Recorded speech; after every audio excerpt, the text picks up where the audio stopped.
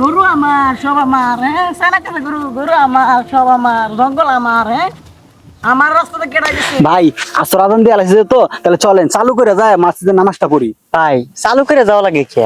যেহেতু না জানতে যাচ্ছে, এখানে তো নামাজটা পড়া যায়, আমরা এখানে নামাজটা পড়ে নেই। আরে ভাই আপনি কি বলতেছেন? ঠিক আছে অক্তের নামাজটা এখানে পড়া উত্তম, ঠিক আছে ভাই, কিন্তু এটা একটা পাগলের রাস্তা না, বিশাল পাগল থাকে এখানে ভাই। আরে সমস্যা নাই, কিসের পাগল টাগল, আল্লাহ তাআলাই আমাদের রক্ষা করবো। আমরা চাইলে যে কোনো নামাজ পড়তে পারি, কোনো সমস্যা নাই, কারণ আল্লাহর ইবাদত যে কোনো জায়গায় করা যায়। আপনি চলেন নামাজটা পড়ে নেই। এই গরু গাছটা গাছটা গাছটা 1 2 8 12 হতো, এই গরু গাছটা গাছটা গাছটা। এই পাগলের বাচ্চা, তুই আমার নামাজ পড়তেছস? হারামে গেছি।